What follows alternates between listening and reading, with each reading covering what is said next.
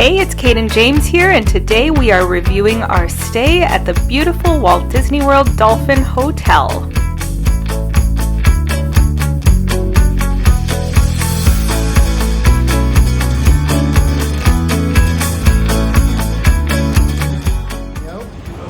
We just checked into the beautiful Dolphin Hotel. Really nice, actually. Really surprising because it's not technically Disney.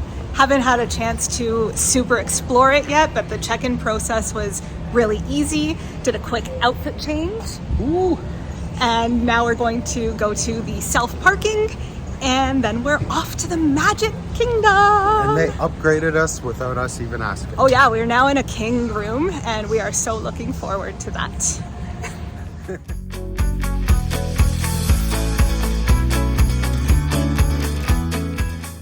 All right, so here we are at our beautiful king room at the Dolphin Hotel. First thing when we walk in, there's a nice sized closet, there's a safe, there's your iron, some extra pillows, luggage rack, our luggage.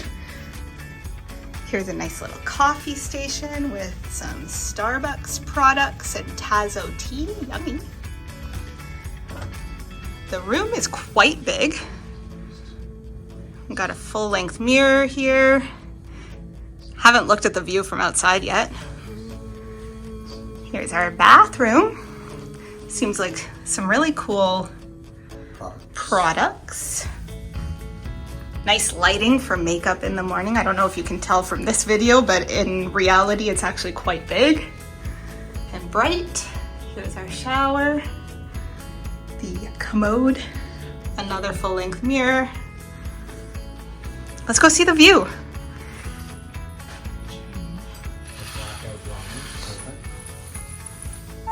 The view is nothing spectacular from this side. I think we're just looking at the roof of the other hotel and some parking lot.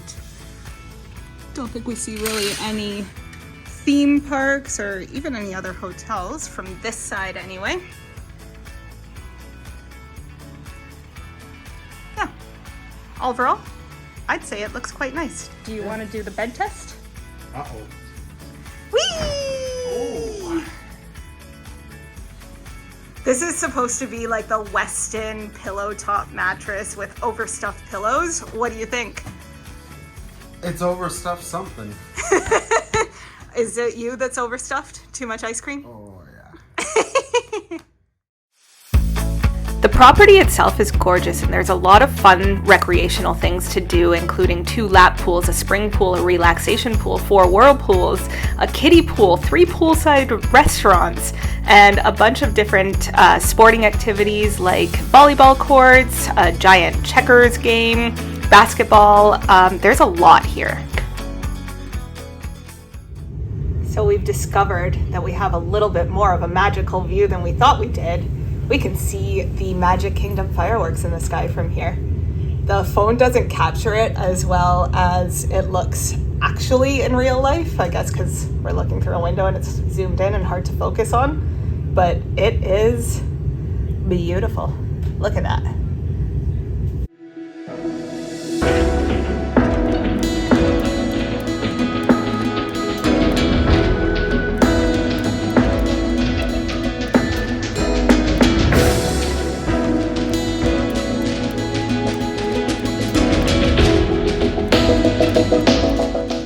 Starting out the morning with some breakfast that we picked up at Fuel, which is the quick serve in the Dolphin.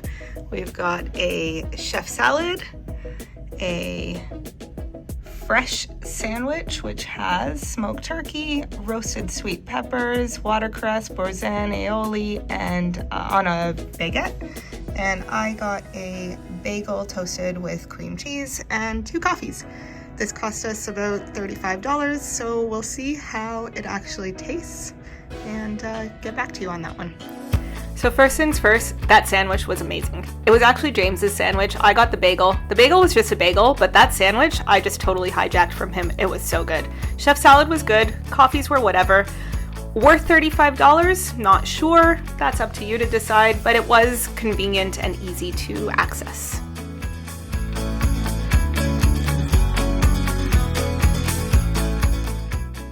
There are a few dining options at the Dolphin, including the Blue Zoo, Il Mulino, Kimonos, Amare, Shula Steakhouse. We didn't actually try any of these, but they all look quite nice.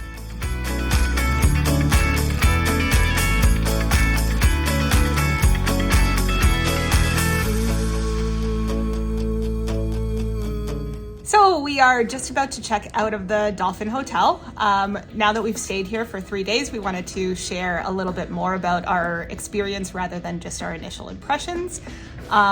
First, the good. What do you think was good about staying here? It's a very nice hotel.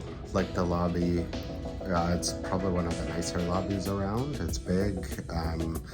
There's a lot of ways to get food when you want it at pretty much any time. It has very close walking access to both Epcot and Hollywood Studios. I'd say that's the biggest perk about staying here.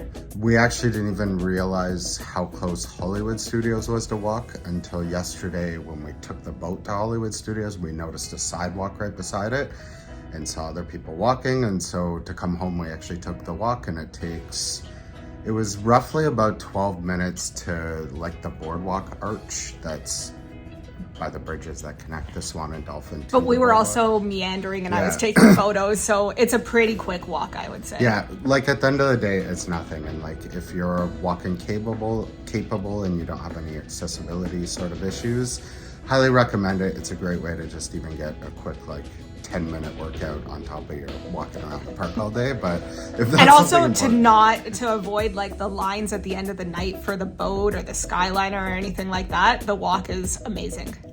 Yeah. The room is also really pretty nice. The bathrooms are a little small, you can't really open the door where the shower toilet area is all the way, and the stand shower is almost right when the door is probably 70 degrees, and so it's awkward to kind of get in and out of the shower too. But the shower is nice, the flow is really good, spacious.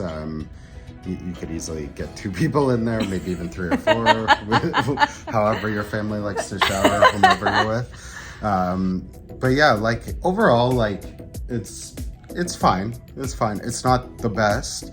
We had, in terms of, I guess, the bads now, we had a really peculiar issue. In fact, the issue's still going on. But last night, the remote and the TV buttons just stopped working. And so we unplugged it and replugged it back in to see if that would work. But the TV just turns on its own, and you can't really turn it off. The remote won't do anything. We even opened the remote and messed around with the batteries. It was pretty funny, but also pretty scary. We ended up just unplugging the TV entirely. Yeah, we didn't want to mess around with that while sleeping, and we just used our iPad conversely to watch whatever. It was pretty late already, so it wasn't even that big of an issue. Had it been the first night, we probably would have called down to the desk. Yeah. Other bads, a weird situation happened between, I guess, Disney and whomever runs the Dolphin. I think it's the Marriott. Yeah, we booked the package through Disney, which got us the hotel and park tickets and stuff, and it was supposed to come with magical extras.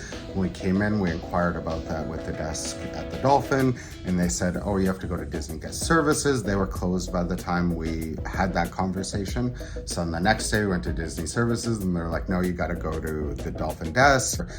So they were really nice enough at the Disney stand to come to the front desk. And it turns out that these magical extras are just little envelopes that they have at the front desk that they're supposed to They had them the entire time. Yeah, and I guess whomever we talked to was not aware of that.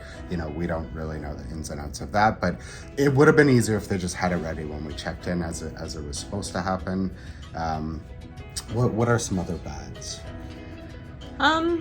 The elevator situation can get a little bit dicey if you're staying at a time when there's a lot of people.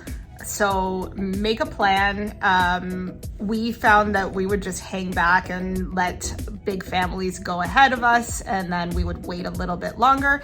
It's fine. I wouldn't necessarily say it's a bad, it's just something to be aware of.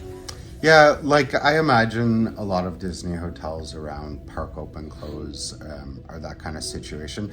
We are basing our experience around New Year's, and so Yeah. like we've been here on quite possibly 2 or 3 of the most busiest days and evenings at the park. So maybe we were a bit grumpy or something because we were coming back at 2 in the morning or something, and those were the most difficult ones because you know, a lot of kids would be tired, a lot of parents would be tired. And Lots of cranky people. Yeah, you could clearly see the tension within families. And I think on New Year's Eve, we literally held back a couple elevator trips because we just didn't want to listen to kind of the crankiness going on with those families. There's parents like almost violently yelling at kids and whatnot. So yeah, we didn't want to kind of be in the middle or witness that. So we did hold back at times to just kind of wait, which is fine. It's a nice lobbies and they've got beautiful kind of grand chairs and stuff, like really old classical stuff. So we were fine just kind of hanging around. I'd say one of the other cons is just the price of their quick serve. Like for 2 coffees, I think it was something like $7. Oh, for 2, it was 12 or 13. It's Oh. about 6. So I think their small size is $4.50, and then kind of just like the regular, or I guess what they would call large, I think it's 16 ounce, it's $6. And so with tax and all in, you know, you're paying almost $15 American. We're from Canada, so American, and to us that's like almost $20 for 2 coffees. It's a lot for coffee. And the coffee that they have at the Dolphin, I believe it's some variant of Starbucks maybe. They don't have any Starbucks branding around, but in the rooms they have Starbucks, so I imagine they would use something similar.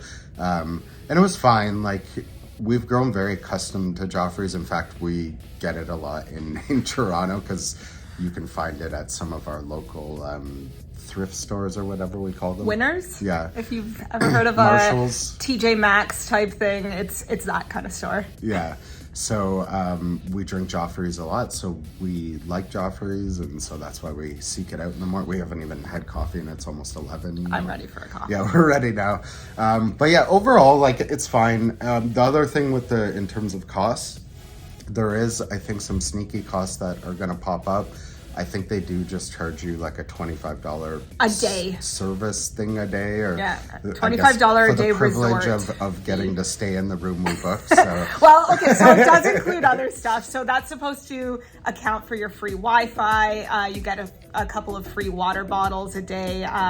You have access to rent the paddle boats. not free water bottles. We're talking about the fee that pays. Yeah, for it, but, that's what I it pays mean. Like, for, you don't like, have the to pay services. extra for the water bottles. Yeah, that are but in the it room. is really, just to point it out, it is a bit different than Disney. Yeah, there's no branded resort resorts fees at because Disney hotels. everything is more upfront and transparent. Here, like, I don't know what we're going to be charged when we leave. We'll just, I think it's also like $13 or $14 a day for parking, so that'll get tacked on. $30. Oh wow, is it that much? Yeah, we were charged for 4 days up front. We were charged $140. Huh. Yeah, Okay. so it's $30 a day, but it does get you access to all the parks. Apparently there's EV charging. We do have an EV. We didn't try it at the Swan. Our car was fine just kind of sitting in the lot, and we'll charge this morning before we move on over to Port Orleans. So overall, Dolphin, would you stay again? Probably, yeah. I really like the walking areas, but you do end up walking by the Boardwalk and Beach Club. So if you can get those, they're probably around the same price or maybe a little more than... I'd say though, with the resort fees and the parking and all of that stuff that you pay I would more for, it check might out be the worth it Boardwalk. too. But yeah, other than that, stay tuned. We'll post today, and then we're going back to Toronto, and we're gonna start just showing off a bit of Toronto and the cool things you could do there, and maybe inspire you to come and visit us there. Yeah, so drop a like, drop a subscribe, do all the things, and we'll catch you next time. Have a good day. Bye.